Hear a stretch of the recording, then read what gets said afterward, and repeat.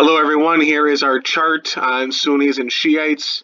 It kind of reviews all the information we learned in our outline. So the first part, the meaning, Sunni would be tradition, way, or example. Shiite would be faction, group, or party, as in a following of people. The party of, in this case, of Ali himself. The reason for the division between the two is that the Sunni majority stipulate that Muhammad never named, identified a successor, basically. So thus, tribal group consensus should select, have an election, basically. Have an election. And that led to Abu Bakr for 2 years, Umar for 10, Uthman who reigned for 12, and then finally Ali. The Shiites stipulate that Muhammad did name a successor, and that was Ali himself, and that should basically be isolated to Muhammad's hereditary bloodline. This light of Muhammad. Ali was the Prophet's cousin and son-in-law. He should not have been bypassed. He should have been the direct, immediate successor. So there we have those. I'm trying to delete here, but it's not moving up for us at all. All right, and then the historical position of authority, that would be in the caliphs, which are the successors, which just means successor, the four rightly guided or orthodox,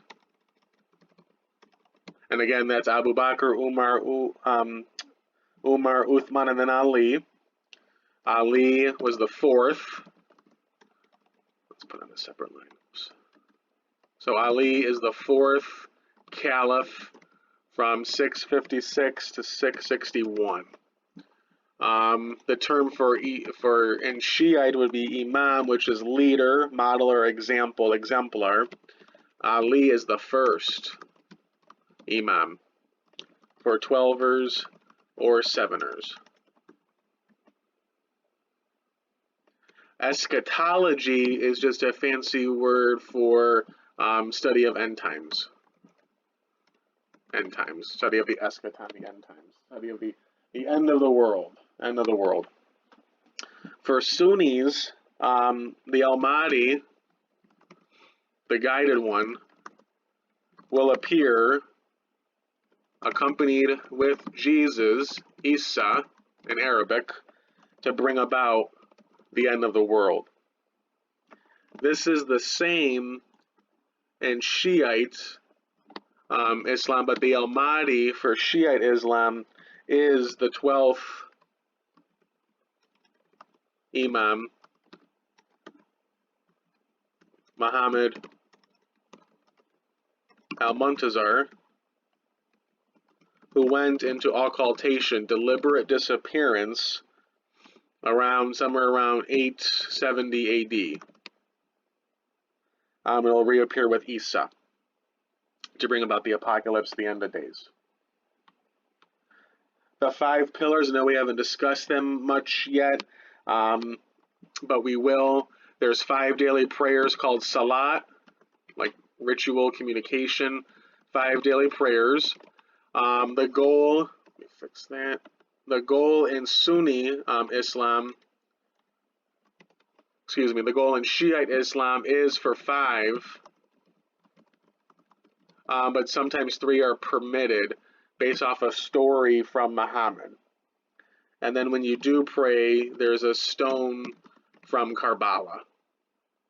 Again, Karbala is the city where Hussein, the son of Ali, who was the grandson of the Prophet Muhammad, who was martyred and killed for his faith in 680. Holy days, both have the major holy days, Ramadan, Eid al-Fitr,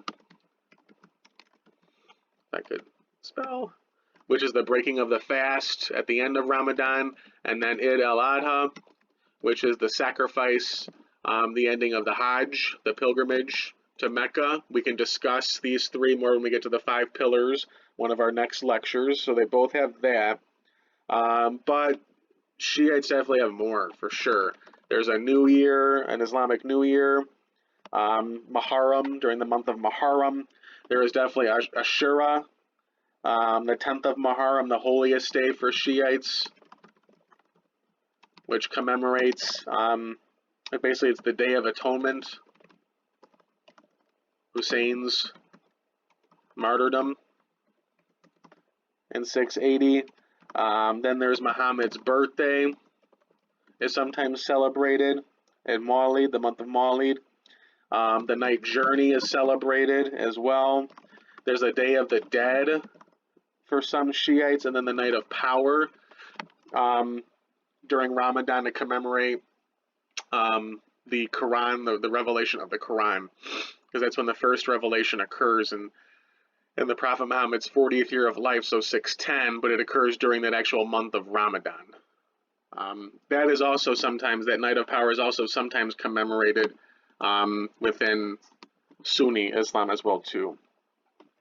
Sunnis are 85 to 90% majority, with strong populations in Saudi Arabia, Egypt, Pakistan, and then most Palestinians. And then the Shiites are a 10 to 15% minority, but Iraq, Iran, Bahrain, Azerbaijan, Syria, Lebanon, and then Yemen. And then lastly, extremist groups, definitely the Taliban in Afghanistan, Al-Qaeda, Taliban just means student, Al-Qaeda, the base from Osama bin Laden, ISIS or ISIL, or ICE, the Islamic State, a spinoff of the of Al-Qaeda, Boko Haram, an African terrorist group, Hamas in the Middle East as well, in Palestine. And then for Sunnis, Houthi rebels, which are basically funded by Iran, that have basically destabilized, unfortunately, Yemen. Then, as we discussed before, Hezbollah, a Syrian group funded by Iran that infiltrates Lebanon and from Lebanon attacks Israel.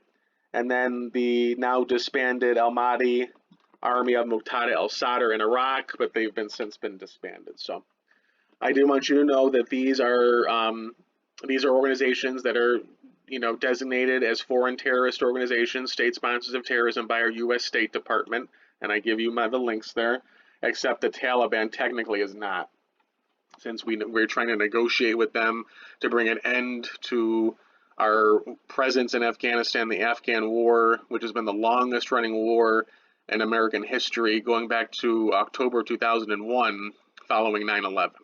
So, all right, so there is our Islamic chart. Make this a little bit smaller here. So there are your Sunni and Shiite differences. Nothing, really major new material from the outline, but I think it's good that you can kind of see it in this kind of perspective as well. All right, everybody, we'll move on to the Quran in our next lesson. Have a great day.